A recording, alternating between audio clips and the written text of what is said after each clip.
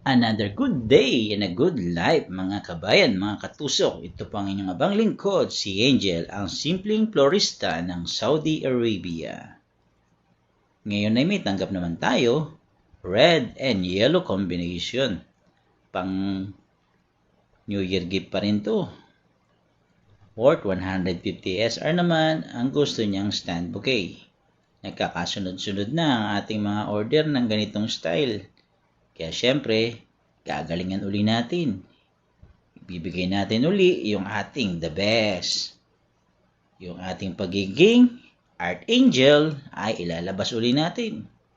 Para ang ating customer ay laging matutuwa. Syempre, pag natuwa ang customer, ang amo natin matutuwa din. Dahil siya ay kikita. Syempre, pag kumita siya, makakabali na tayo. Dahil malapit na ang sweldo, babali na naman. Yan o, natapos na natin. Ikalat ang ating red and yellow combination.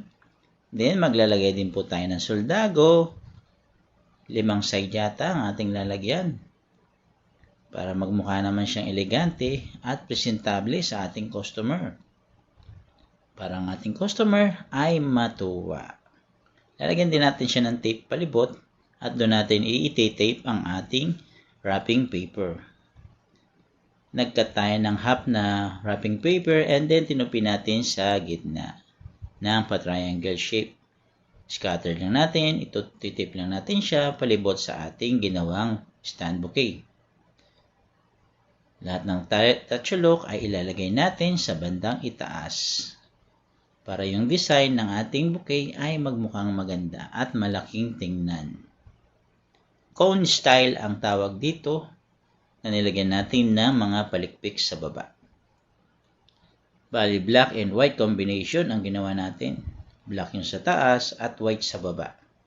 Tatakpan lang natin yung mga tinape natin sa gitna at sa baba ay lalagyan din natin ng palikpik para patakpan naman natin ang ating floral foam. And then, lalagyan na natin siya ng red ribbon para magmukhang maganda at balansi ang kombinasyon ng kulay. Yan guys, natapos ko na ang aking ginawang stand bouquet cone style with palikpik. Black and white combination with red ribbon and yellow-red roses with soldago. I hope you like my work. Paki-like and share and follow. Paki-comment naman po ako sa nakarating aking video. At kung nagustuhan nyo, pakisubaybayan puli ang aking mga video yung gagawin pa. Maraming salamat po. God bless you all.